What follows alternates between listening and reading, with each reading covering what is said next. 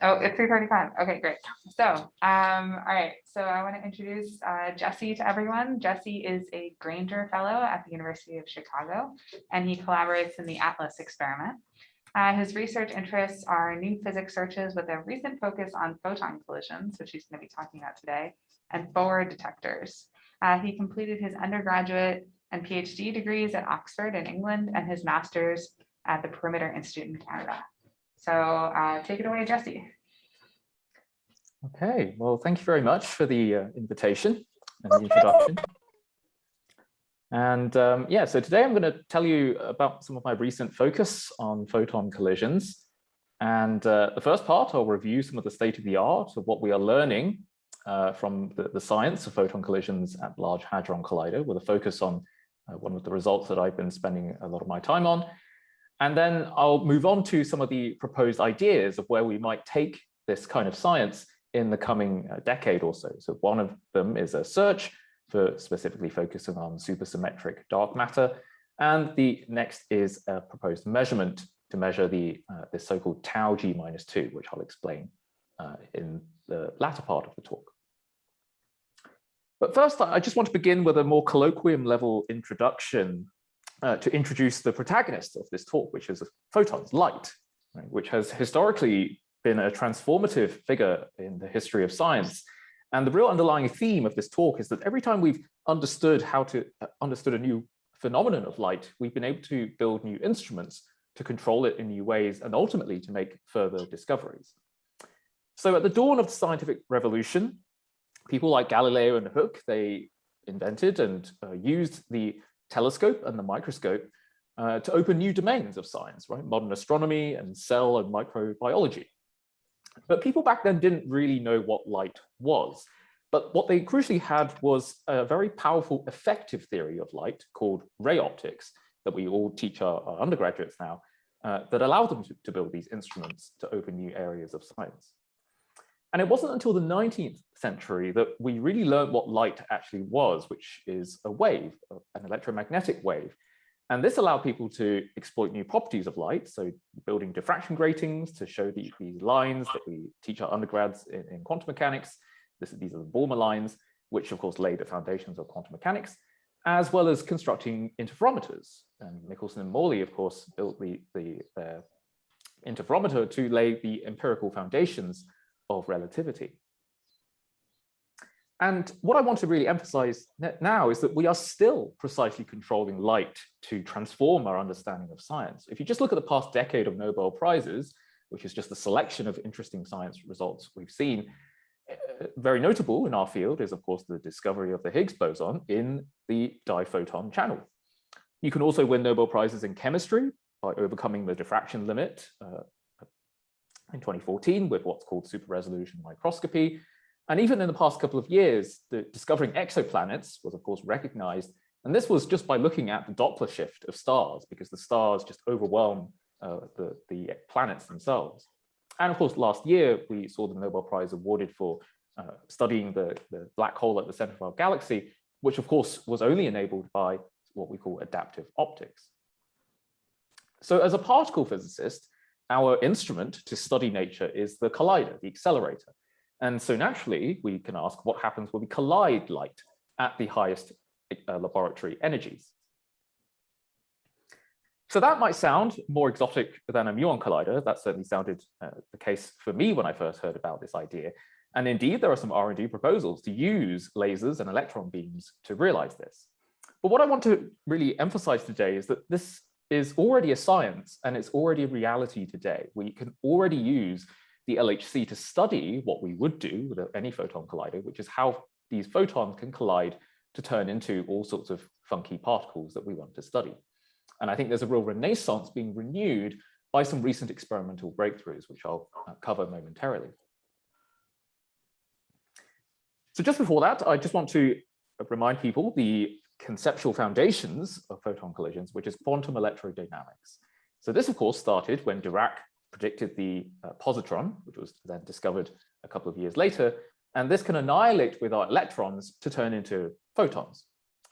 And this now has a beautiful application in medicine of positron emission tomography. Now, the first thing quantum mechanics teaches us is that we can also turn light back into matter and antimatter here.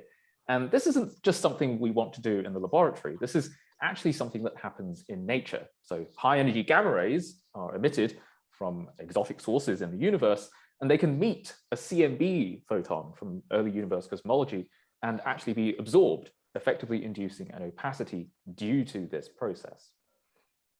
Now, the second thing quantum mechanics teaches us is that matter and antimatter can actually re-annihilate back into two photons before they become on shell, before they become real particles we see. And this is a quantum mechanical process that induces this self-interaction of photons. So in Maxwell's equations, it's linear. The photons just pass straight through each other.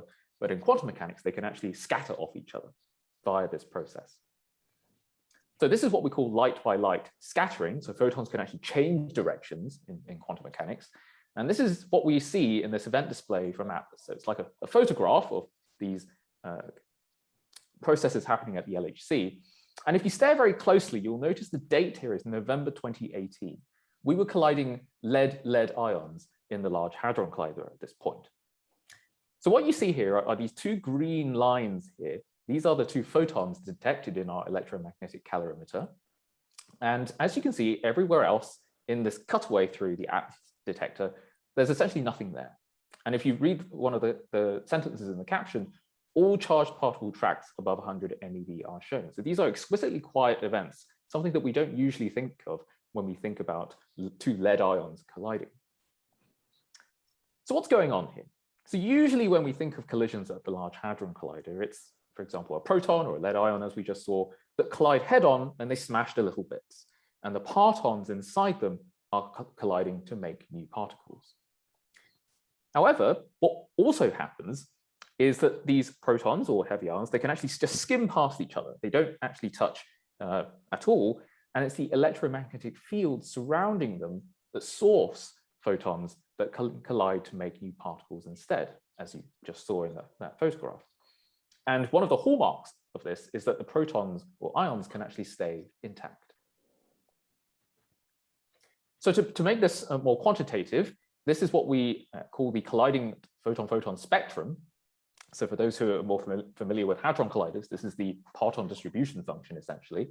And this is the photon luminosity, analogous to the parton luminosity on the vertical axis. So how bright, what is the flux of photons, as a function of the diphoton invariant mass. So this is the square root S hat for those more familiar with hadron colliders. And what you see is this black line here is describing the photon flux from the lead ions of what we just saw. And so you can see how it peaks at very low values at these 1s to 10s of GeV. And this allows us to produce low mass states. So these low mass fermions down here. Now, if you want to produce high mass, right, well above the electroweak scale of about 100 GeV, so for example, top quarks or Higgs bosons, we need much higher energies that are accessible only using the PP beams. And of course, BSM physics, beyond the standard model physics, like axion-like particles, could emerge at any of these masses. And so at the highest energies, you can see how the largest cross-section, 100 femtobarns, is to produce these two W bosons. So this brings me on to some of the electroweak physics that we may be able to do. So these W bosons could be produced. And there's a very nice idea by Larry as well, who's connected, to search for new physics in these very high mass states, but at a future collider, right? So the only way we can access these things is if we had higher energies. And you can see here how the WW process has a certain event rate and can be compared with this production of these charged fermions predicted in supersymmetry. So I'm just showing this just to show you that there are some interesting ideas of how we can use this for looking for beyond the standard model physics. Now, coming back to what we can do today. So the WW process, as I just told you, we have actually only recently just observed at the Atlas detector. So what you're seeing here is the production of this red line here is the muon. The yellow line is the electron coming from the two W bosons. Now, the difference with this is that because we're colliding proton beams, you can see these additional gray blobs here, which are the additional proton-proton interactions that we call pileup in the Large Hadron Collider. It's around 40 additional proton-proton collisions in every time they cross. So this makes it a lot more challenging. These orange lines are the additional tracks. And so the technique that they require is there to be no additional tracks within a millimeter of the muon-electron vertex. So to make this more quantitative, I show here a figure from this paper. And what you see here is the number of reconstructed tracks within a millimeter of the electron-muon vertex. And in purple, what you see is the quark fusion process. So that's when the protons collide head-on. And as you can see, it's much higher at higher values because the protons break apart. Whereas the signal in white here, the photon fusion process, the protons don't collide head-on, they stay intact. And therefore, they actually rise at 0 tracks. So this is actually how they performed this observation with very high significance, well over 5 sigma. And if you want to tell your kind of friends and family who don't do particle physics, why is this so remarkable? Well, these photons, they are massless particles, right? And they are turning into particles with a mass totaling a bromine molecule. Right? So that's a pretty remarkable fundamental process in nature that we've only just seen. And it's kind of interesting that this coincidence that the W mass is very similar to the bromine mass. Now, I claimed momentarily ago that the protons stay intact in these kinds of photon collisions, and the astute will naturally ask, do I have any experimental evidence that they actually stay intact? Maybe they just break apart as they travel down the beam pipe. So I'm going to show you this experimental evidence right now. This is the third breakthrough where we have now detected these protons that are otherwise just scattering down the beam pipe. So what you're seeing here is the production of 2 electrons, or electron-positron pair, back to back. And as you can see, no additional activity near the dielectron vertex, represented by these 2 blue lines. And the way we do this is using a new kind of detector that we recently installed on both sides in 2017, so 4 years ago, for standard proton-proton collision data called the Atlas Forward Proton Detector. So what's going on here is that as we produce these 2 electrons, as the 2 photons collide, the protons, they just travel down the beam pipe. And as they reach just over 200 meters away down the beam pipe, we've inserted these 3D silicon pixels within a couple of millimeters from the main beam. So it's pretty precarious. And what we measure with these detectors is the fractional energy lost by the proton, which is defined by this psi parameter. So this resulted in a landmark first physics publication with this new kind of detector, published in PRL just late last year. And I also co-authored these 2 news articles that were targeted at a wider audience in case you want a less technical overview of this kind of result. So the one was a physics briefing, the other was a CERN Courier article. So what's going on in this analysis? So what we want to do with this detector is to use it as a spectrometer. And a spectrometer is something that converts spatial measurements into energy measurements. So it's a lot like a prism that splits white light into a spectrum of colors, right? And it spreads it out in space. And the colors represent different energies of photons, as we now know. And it's exactly the same idea here. We're using the LHC dipole magnets to split this beam of particles of protons that have different energies, a spectrum of energies, and we're just splitting them apart. And that's how we can actually measure how much energy the protons have lost. Right? So protons that have lost a little bit more energy, the Lorentz force acting on it is lower from the LHC dipole magnets, so they're deflected less. So that's how we measure the fractional energy loss. Very nice.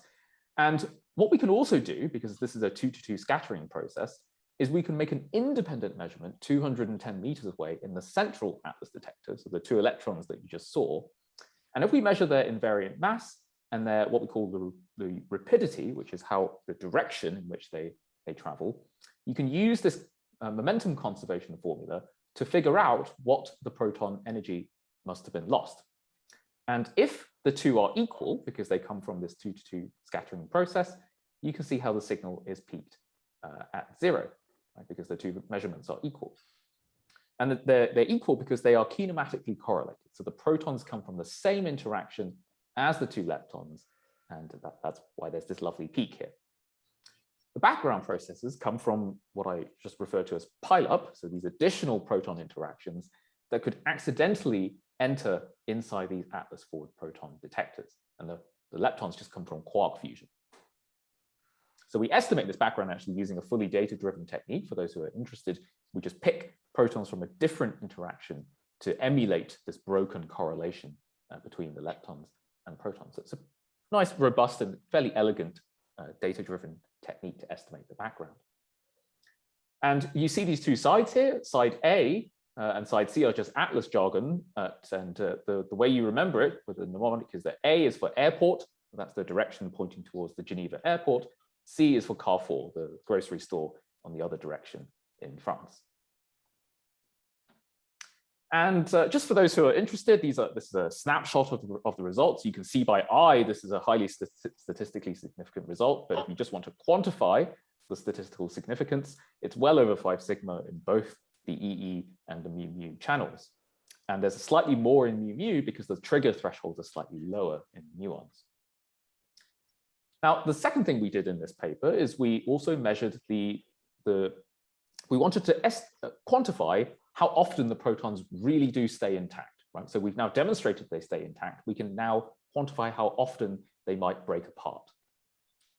So we define this additional, this tighter region where we can say, given I see a proton in one of the stations, so there are 2 stations on both sides, what is the probability that I see a proton in the other station?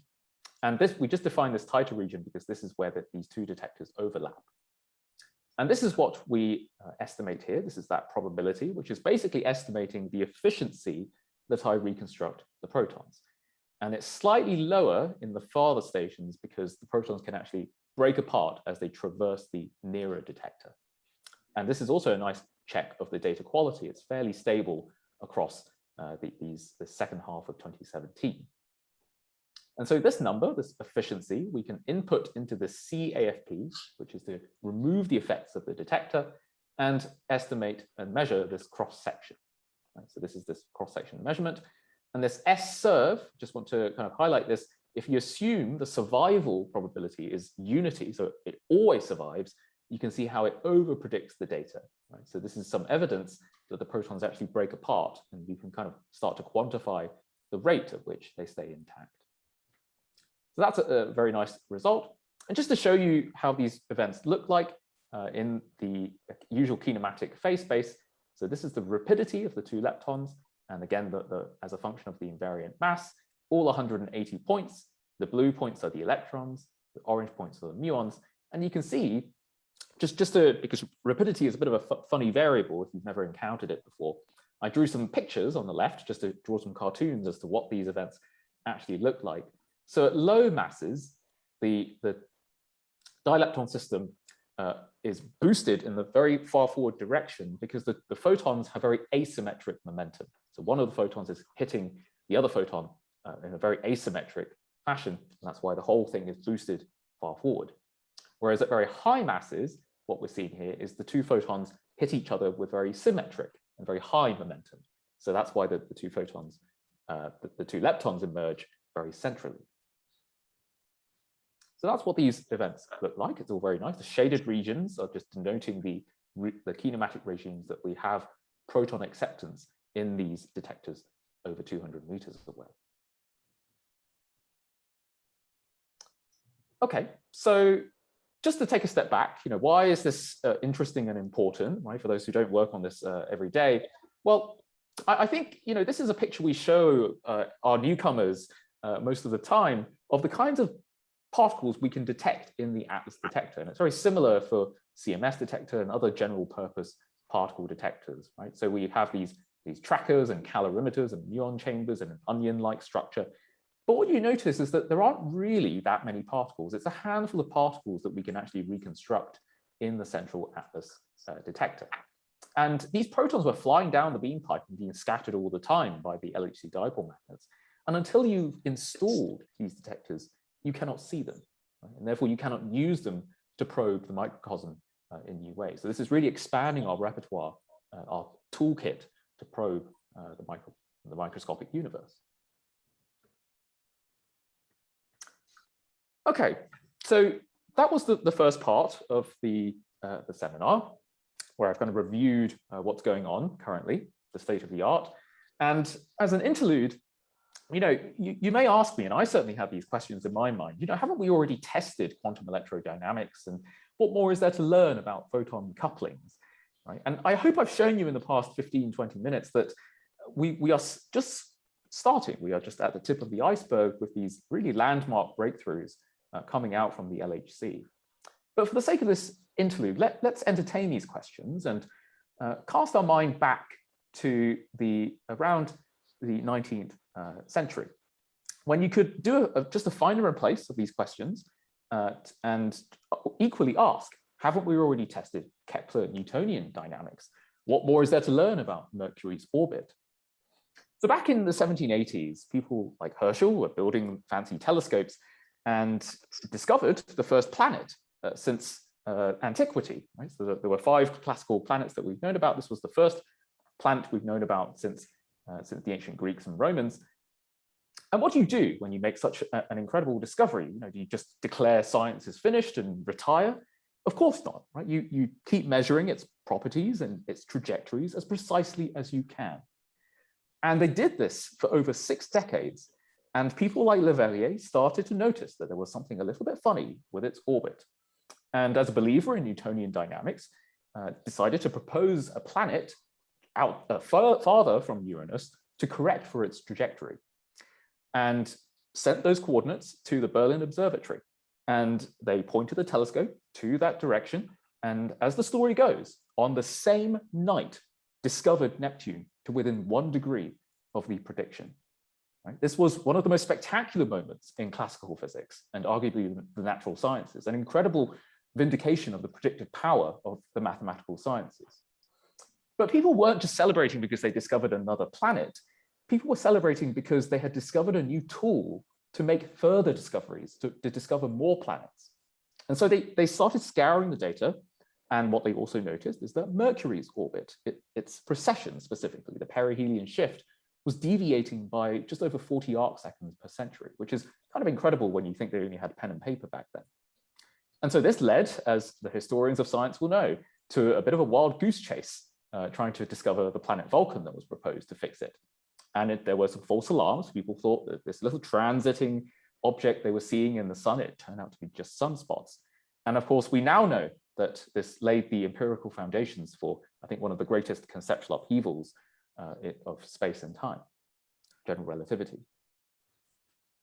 So why am I telling you the story, right? I think I'm telling you this because I think precision measurements really can revolutionize science. And discovering planets, it's glamorous, right? It brings fame and fortune. You can discover exoplanets and win Nobel Prizes 2 years ago.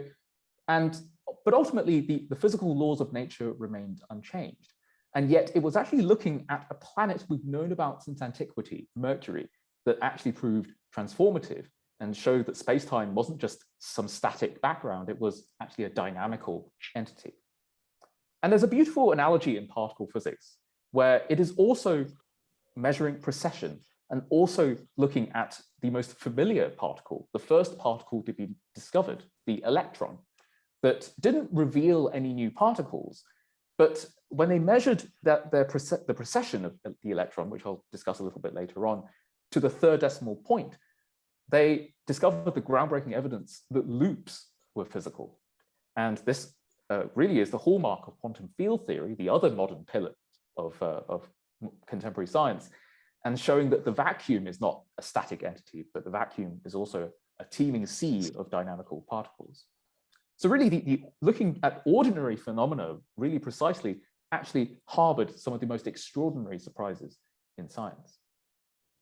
And I think many people in our community in particle physics are now starting to think we may be witnessing and on the verge of something very similar.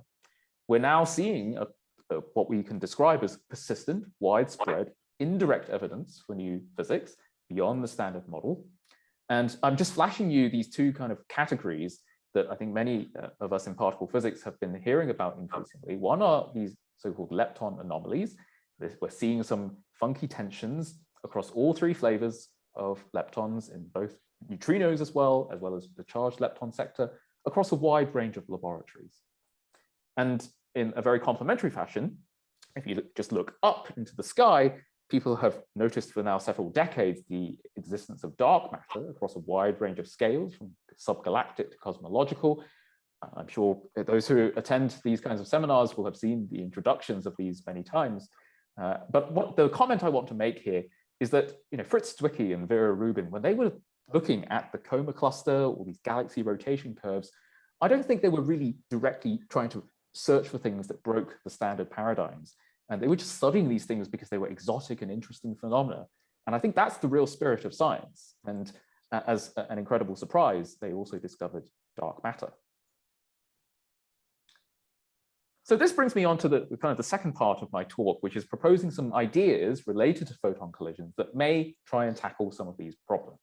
So the first idea is a search for new particles, and specifically a supersymmetry, based on this PRL publication that I co-authored with my collaborator Lydia Beresford.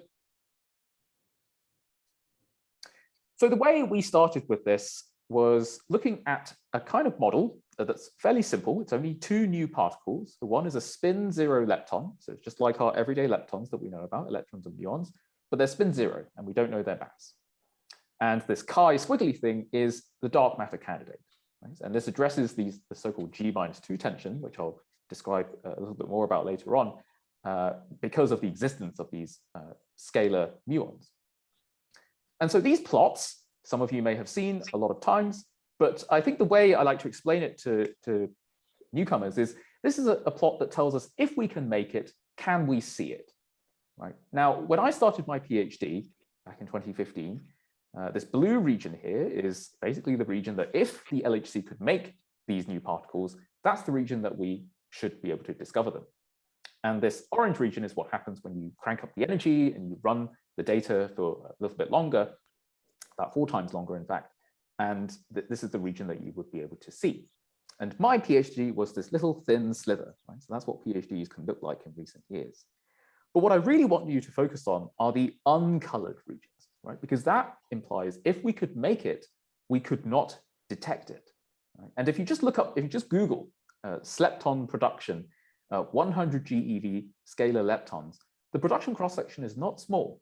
And with today's data set at the LHC, we could have created 100,000 of these processes, and yet we could not see them. Right? So this represents a bit of a problem. And just to sensationalize this, I really think the deepest scientific tragedy is not if new physics were absent at the weak scale, as I think some in our community may be lamenting, but rather it's if we built a machine capable of making new physics, but we as scientists were the ones incapable of seeing it. So the way we have to address this is to understand why can't we see.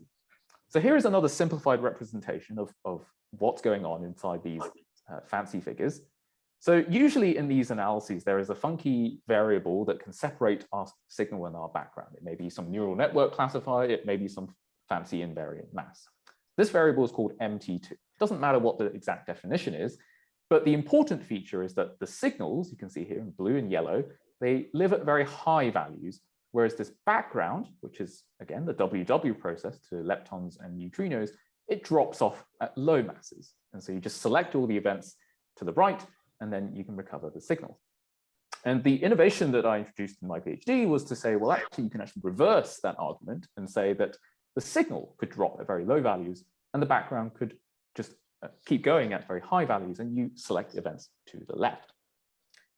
But I think I hope to convey to you, this gives you an impression of why this intermediate region is quite challenging. It's the signal just looks a lot like the background in this conventional variable. And so one of the ideas that I was chatting with my collaborator with was, why can't we use the dark matter mass, right, to separate the background? Right? Neutrinos, they're basically massless at the LHC, whereas dark matter could be around the weak scale. And of course, the answer to this is a no-go theory. It is an obstruction generic to all LHC dark matter searches, and not just the LHC, but all hadron colliders. Right? So the dream is that if we could measure the 4 components of the 4 vector, of the invisible signature from the dark matter particles, as we teach our undergraduates, you can just square a 4 vector. to get the invariant mass of whatever invisible particles there are. The reality is that you cannot measure the longitudinal component, right, along the beam axis of the initial colliding partons. And so you can only conserve momentum in the plane transverse to the beam. So this results in a loss of information, 2 degrees of freedom, down to a 2 vector, and you cannot square a 2 vector to obtain a Lorentz invariant. So the corollary of this is that all LHC dark matter searches are this 2 vector, this what we call the missing ET, the ET miss, whatever you want to call it. And I just want to illustrate the point here. Some of you will have seen these plots a lot of times. It's a summary plot of a lot of the SUSY dark matter searches. And you can see how ET miss is a very common signature that I've just zoomed in here in these kinds of analyses. And the simple way to explain this is we really would just want to get rid of this T, ideally. Now, as with all good no-go theorems, there is an elegant loophole. And the solution to this obstruction is very nicely to collide photons.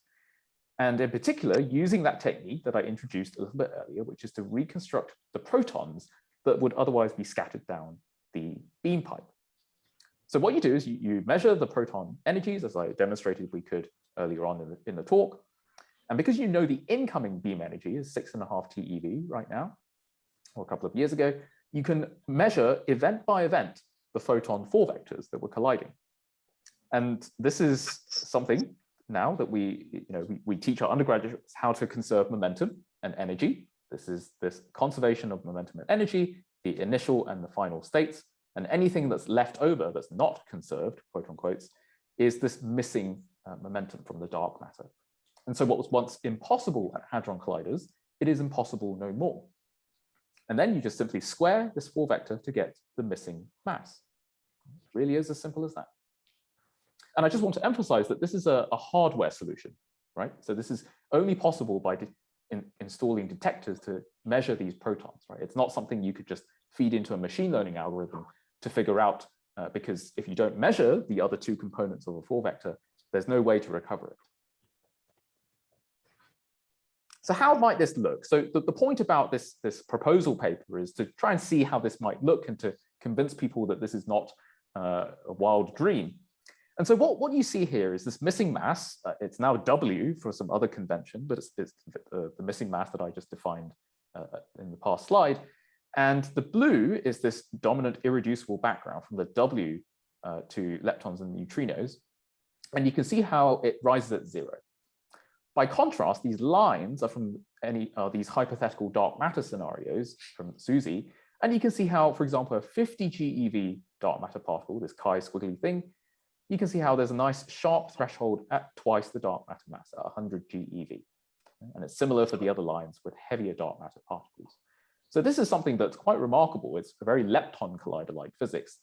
And the right-hand side, I just want to show you that we're not just 1 step closer, but the results that I showed you at the first half of this talk shows that we are perhaps 2 steps closer to experimentally realizing this from these 2 landmark breakthroughs in the first part of the talk. And the consequence of this, if we just go back to that plot that I showed you at the beginning, but now zoomed into that little region where we were having a little bit of a difficulty to see. So the shaded regions are the existing sensitivity. And what we've done here, and the solid lines are the projected sensitivity with this technique. And the dotted lines are regions that are favored by this dark matter and these lepton anomaly tensions. Right? And so you can see that we're probing interesting regions of parameter space. So, this is a question that maybe in this coming decade, we could start not just probing interesting bits of parameter space, but using this very interesting and novel technique of colliding light and these new hardware to really advance our sensitivity into new regimes. So at this point, my collaborator and I were, putting on this G-2 muon line, and we wanted to kind of educate ourselves, what is this exactly? And at this point, my collaborator Lydia was asking me, what about the tau? We don't hear about the tau G-2 very much. So this brings me on to the second proposal, this proposed measurement of this tau G-2, and we're going to spice things up by using heavy ion collisions this time. So what is this G-2 that I've alluded to? So this is a foundational test of quantum electrodynamics. It's really asking the question, how does light interact with matter at the most fundamental level? So this G factor, you may have seen in undergrad quantum mechanics, there's a prefactor in the front of this S.B, the spin magnetic coupling. And this is when these electrons can precess around a magnetic field. And Dirac predicted this to be 2 with the Dirac equation. And so this corresponds to, in QED, to the tree-level contribution of photons interacting with fermions. And therefore, the G-2 are all the loop contributions, where the leading loop contribution on the right was predicted by Schwinger just 20 years later as the fine structure constant alpha over pi. So today, what's intriguing is that a lot of people are looking at this with great interest because we may be seeing some cracks at the heart of the standard model. So the electron G-2 is famed as being the triumph of quantum electrodynamics, predicted and now tested to better than parts per billion, which is just a remarkable scientific achievement. And there may be a bit of a tension here, which is up for debate. And earlier this year, the Fermilab G-2 experiment announced their result, which seems to be compatible with the Brookhaven result. And depending on who you ask, this 4 and a bit sigma tension may be some hadronic ignorance, or it could be perhaps new particles running inside the loop. So these could be the scalar muons and the dark matter particle inside this loop. So whether these things turn out to be real or not, it's certainly interesting. But I think one of the elephants in the room is that every time you attend a talk about this thing, you'll notice that people kind of just brush the towel under the carpet. And this is where we see some truly shocking experimental ignorance. If you just look up the PDG value of tau G-2, you'll find this nearly 2-decade-old measurement by Delphi. It was one of the LEP experiments. And what they measured was minus 0.02 plus or minus 0.02. That is an order of magnitude away from the theoretical prediction. So that's like saying my hand is 1 meter plus or minus 1 meter. Right? A 10-year-old could tell me that is a pretty terrible measurement. So it's a pretty pressing problem that we have basically no measurement of this. And just to really underscore how absurd the situation is, when Schwinger predicted alpha over pi or 2 pi that's engraved on Schwinger's gravestone, what you'll notice is that that prediction is compatible with the state-of-the-art value to the first 2 significant figures. And the reason for that is because in QED, it's mass and flavor blind. The photon couples universally to electrons, muons, and taus to one loop in QED. And Schwinger didn't know about the tau. It was discovered about 30 years after he wrote this quantity down. And yet, this is the leading QED contribution that we have basically not tested. So this is clearly not just a pressing problem, but I think it is a very interesting open problem because a huge uncertainty implies there is a lot of room for new physics. And I just select a sample of recent papers from the past maybe 10 or so years that there is no model shortage by our theory friends for accounting for this mild or moderate tension in the electron and muon G-2. They certainly seem very productive here. However, if you look at the proposals to try and to constrain the tau G-2, there is certainly a much more limited literature. And so, maybe we should be spending a little bit more time on this lower part, this lower problem. Now, one of the interesting benchmarks, long-standing predictions of supersymmetry is that the G-2 scales quadratically with the mass of the lepton. And because the taus are heavier than the muons, if you just square it, you actually get that the tau is potentially 2 orders of magnitude more sensitive to new physics than the muon. So this brought us to investigate how did they measure the tau G-2 with Delphi, and this is kind of what got us interested. You can see these photon collisions turning into a pair of tau leptons with electron beams at the Large Electron Positron Collider. So we thought maybe we could just do a similar thing at the LHC, seeing as we're already doing it with electrons and muons. And we thought maybe let's give the heavy ions a go. So one of the interesting things with this diagram in the heavy ions is there's a factor of Z here, or Z, I should say in this country. And there are 82 protons. That's what this Z is. And because you square this amplitude, there's a factor of now 4. Right? So the cross sections are actually very large for these processes. And we could have produced over 1 million events already today. That's much more than what LEP produced in their lifetime. So clearly we can produce these things. And the question is, have we actually triggered them and recorded them on data? And very nicely, CMS and Atlas have produced these lovely event displays. So the CMS one, you can see it's a tau decaying to a muon and neutrinos, this red line here, and with a 3-prong, these charged pions down here. And the Atlas event display I show you here is a muon electron vertex, again, with very little activity in the detector. So these are from heavy ion processes. You can see November 2018. And just to reiterate some of the advantages of this, it takes a month to collect this data set of around a few 100,000. There's very little pileup, and therefore our triggers can also be very loose. So there's also, it's obviously not as easy as that. You know, there's all sorts of complicated things, but I'll just kind of skip to the punchline here, which is this summary plot of the G-2 for the different flavor of leptons, electrons, muons, and taus. And what I've done here is I've inflated the error bar of the electron G-2 by a factor of 1 billion. Because if I didn't, the error bar would be the width of an atom on your screen. And you'll notice the tau G-2, I haven't scaled the error bars, right? And that just really emphasizes, I think, just how absurd our ignorance is of the tau. So I think it's very clear that, you know, no matter what techniques we have, I think we really have to improve our understanding of the tau G-2. And, you know, maybe this is what we can achieve at the LHC. Maybe this is, you know, you take these theory projections with a bit of a grain of salt. But I think what would be lovely is not just being able to shrink this error bar, but if this measurement here that we may do in the coming decade shifts to the left, right? Wouldn't that be funny, right? A negative G-2. And you're thinking, negative G-2? Don't be silly. That sounds a bit ridiculous. Well, this brings me on to my other history of science story, the neutron magnetic moment. I think this is a nice story because I think this is really just when nature laughed in our 1930s faces. When Chadwick discovered the neutron back in the 1920s, Dirac had just written down his equation, and it predicts that a neutral and point-like particle would have 0 magnetic moment, right? You know, surely you're wasting your time trying to measure one. But the experimentalists did anyway. And what they measured was something that was very large, and nature just laughed, right? And said, I'm going to make it negative as well, right? So this defied and completely confounded expectation. People actually didn't believe the first measurements when they first came out. Now, of course, we all know the happy ending to this story now. This, of course, was the first indirect evidence for compositeness, some 3 decades before deep and elastic scattering really revealed that there was a new fundamental force, the strong force and nuclear substructure.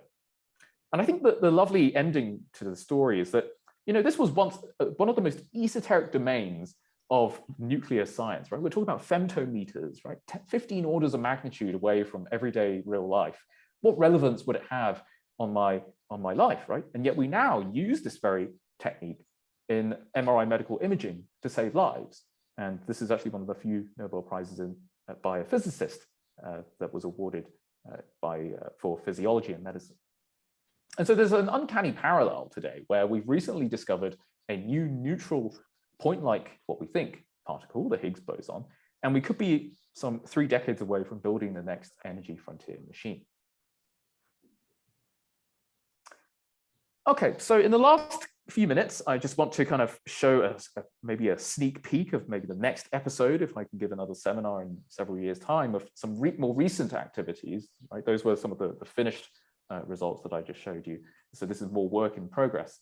And I'll show you again a measurement and a search, because I think I've tried to convey to you the importance of both of these things. And the theme of this kind of my diversifying research program is to not just look at particles we create in colliders, but also from nature, from the cosmos. So Knoxville are very lucky to have, I think, 2 of the world experts in long-lived particle searches recently join, and I've certainly watched from the sidelines with great interest what they've been up to. And these are the 2 results that they've been working on recently, that were recently published. They can certainly tell you a lot more about these things than I can. But I picked these two plots because they really emphasize two kind of ubiquitous features of these fancy long-lived particle searches, right? Displaced leptons and stopped gluinos. And what you'll see is this is a cosmic tag muons, and this is just showing you that we can use timing information because the muons arrive earlier in the upper half of our detectors than the lower half.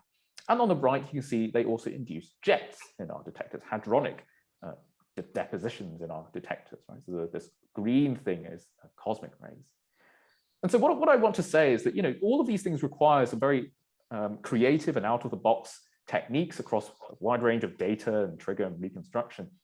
But at the same time, one person's background is also another's signal, right? And so it's a background for these long-lived particle searches, but we can also ask, what is their astrophysical origins? And so, where do these cosmic rays come from? Well, they come from outer space, they hit the atmosphere and induce these cosmic ray showers, and the muons are what enter Atlas. So there's something interesting and funny going on in cosmic ray muons as well. And it's kind of poetic that muons were the first who ordered that surprise when they first discovered it some 90 years ago. And what's going on here is that there are two independent ways you can measure cosmic ray energies. So this is the cosmic ray energy on the horizontal axis. And the definition of the vertical axis isn't too important. But the key feature you want to take away is that if there was no discrepancy between these two independent ways you measure the cosmic ray energies, this should be zero, a flat line. And what they're seeing in these different cosmic ray observatories is a significant slope. And in the slope, they require these fancy soft QCD interaction models that's happening in the upper atmosphere to interpret their data. So there's something intriguing, which one can certainly discuss a little bit more about. But I think the connection to the LHC is that nature is very messy up in the upper atmosphere. And the LHC, we can also recreate cosmic rays in the laboratory in more controlled conditions to measure these fluxes. So this is a nice plot, which is joint measurement by Atlas and a detector that's also about 100 meters away from the interaction point called LHC-F. So it measures things in very high rapidities. And what you see here are the photon energies that reach out into several TeV. Right? So these are some of the highest energy photons we've ever created in a laboratory. The points are the data and the lines are the different predictions. And you can see how these four different models are just way off. Right? There's not a single model that really fully describes the spectrum. And this is certainly, I think, critical for making progress in cosmic ray physics. Okay, so this is, of course, just a sneak preview. And the second thing I want to mention that I've been spending a bit of time on is something completely different, which is axion detection. So there's been a recent movement to try and probe a little bit more parameter space of the axion photon coupling as a function of the axion mass. So an axion is a new spin zero particle.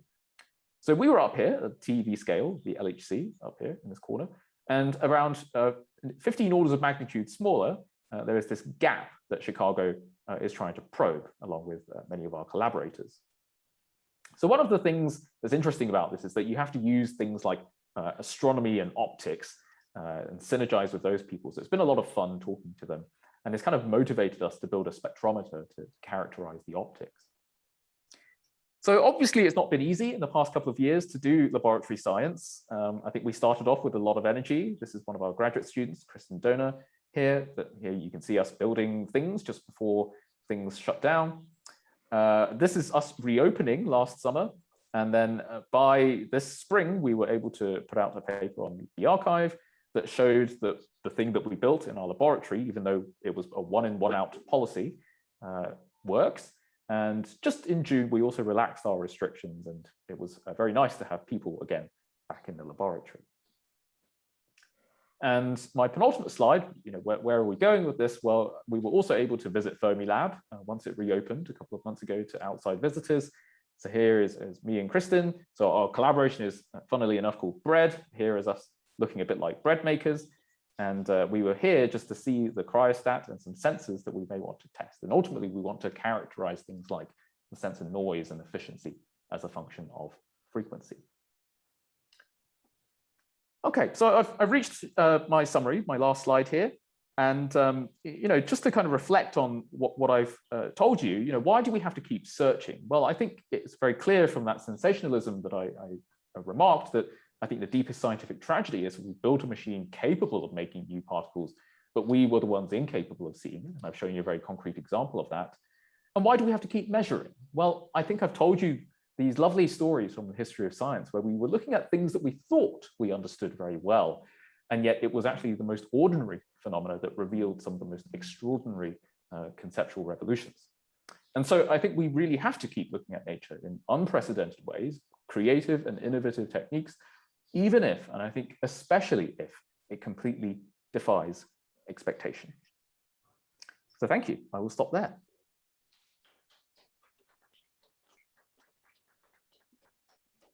Jesse. All right, do we have any questions? I saw that we have some questions in the chat, so we could start with some of those, and also the students are welcome to ask questions. I think, are they all from you? They're all from me. Okay, so then do you want to start with one and then we can, Sure. other people can throw. I do this because I'm worried about interrupting the talk from back here, but I am present.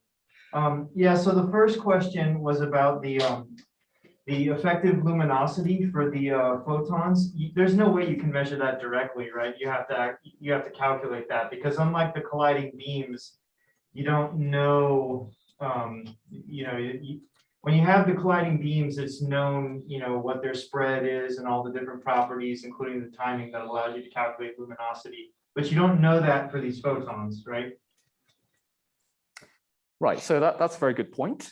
I think that the most direct way we can measure this is that this should correspond to the invariant mass of the two leptons, right? So if the two photons had an invariant mass of 10 GeV, then the invariant mass of the two leptons, by just conservation of momentum, have to also be equal to that. So perhaps that is perhaps one of the most direct ways that we could measure it, just by looking at the outgoing leptons. Okay. The second question was on, thank you, was on slide 18. I may have misunderstood what you were talking about here, but this is basically, you have these peaks in this correlation here, but they're sitting on top of a background. Is it true what you said was the way that you get this background is you look at the pileup in other events and you just randomly select on this variable and then you fill that up over many different events and then you say that's the background? That's absolutely correct. Yes, thanks for that question. Yeah. In heavy ion physics, we have a technique called event mixing. It's not the same thing, but it reminds me of that a lot. So the thing about event mixing, in heavy ion collisions is we're only selecting for one type of correlation, which is V2, but there's actually a lot of other ones. And you kill all the other ones when you select only on V2. Now, this may not be a problem with this type of event mixing if it's a uniformly random background, but if there's more than one correlation present, when you select on that variable, you're killing all the other correlations. So is this a problem? Does my question make sense at all? Yes, I understand the question. And I think, yes, you are right. If there are other correlations, because, for example, the beam changes as a function of time, then that could be an issue. But we have also cross-checked that as we pick random events from other events and mix them in, we've checked this, and I think the sideband is a nice validation that this technique is working. But I think we also tested that if we picked events that are adjacent in time, like just 1 second away, rather than picking events that are hours away, then that should also be much more representative of the background. Yeah. Thanks for that question. Yeah. Yes. And then I had one last question, and then so this was, I can't remember what slide this was on, but this was where you were proposing the tau G-2 in the heavy ion collisions measurement. And you skipped over the all sorts of complicated things. So in heavy ion physics, what complicated things typically means is the background. And on the one hand, that can be a really big problem depending on what momentum signal particles you're looking for. On the other hand, these light-by-light events are occurring in the most peripheral collisions, so you don't really have as big of a fluctuating background, and it's also being measured in forward detectors. So can you talk a little bit about what's going on there?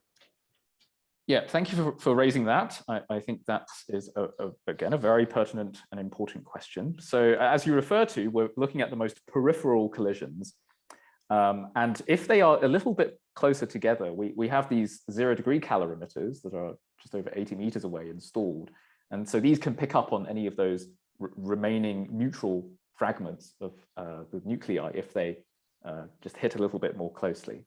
Right? So we actually require that there be basically there's a requirement on these 0-degree calorimeters on the neutron energies in order to suppress anything that's a little bit more peripheral rather than ultra peripheral, as you're referring to. So that's just one example handle that we have. Yeah. So thanks for raising that. Yeah, it's a very important point.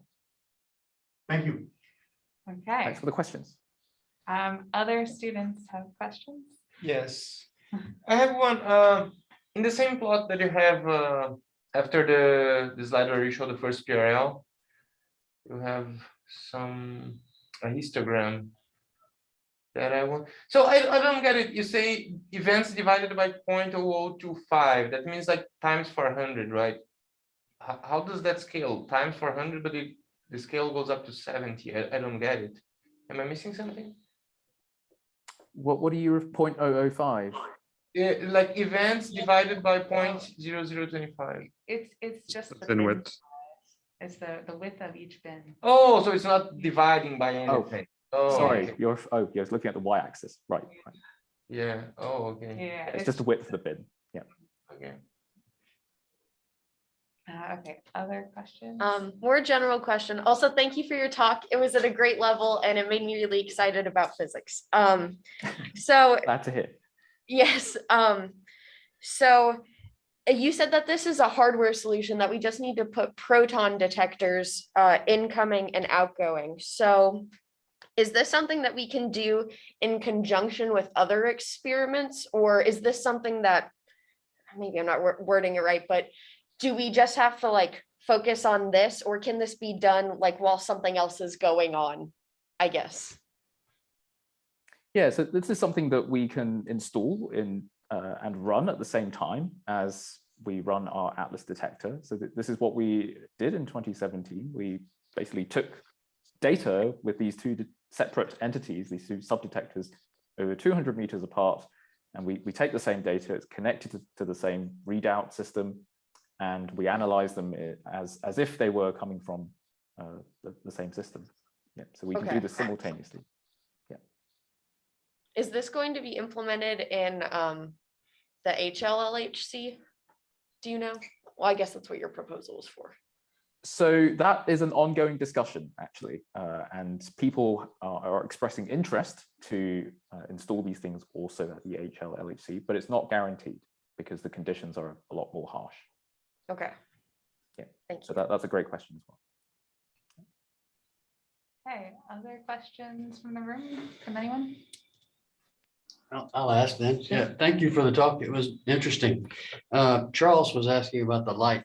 You did put colliding light up there a lot. You started off talking about a spectrometer for the protons.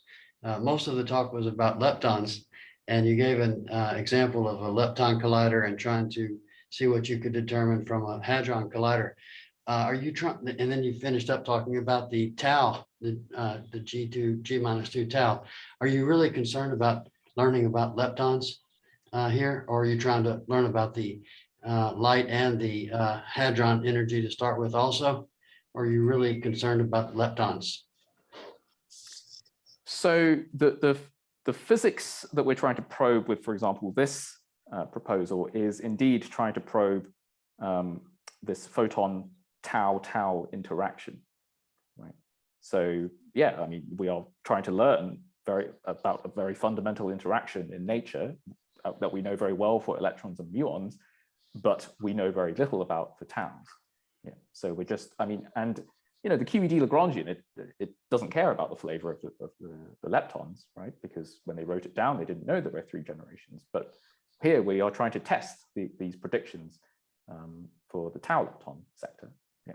So we're trying to learn more about the tau leptons, how it interacts very fundamentally, not just about the photons. Okay, thank you. And also, you mentioned the neutron magnetic moment. You're talking about quarks having charge and spinning around and making a magnetic moment. Were you trying to offer something in the future? Did you say about machines for the future that had MRI machines for the future or something that was based on the Higgs boson? Well, I certainly can't predict the future of what technological applications or medical applications there may be for the Higgs boson. But I think the point I wanted to make here is that in the 1930s, we were just studying the neutron magnetic moment because we wanted to learn more about nature at the fundamental level. And it didn't seem like it had practical application at the time. But of course, who knows? You're right. Thank you. Exactly. Thanks for the questions. Great. Other questions from anyone? All right. Well, that was a fantastic talk, Jesse. You touched on a whole lot of stuff. We've gone past or at an hour or so, so I will cut it off here then. And thank you so much for joining us. And I'll send you a link to the video of this once I have uploaded it somewhere. Thank you for listening. Thank you. It's great for the discussion. Thanks for the great talk as always, Jesse. Fantastic as usual. Beautiful talk as usual. Bye.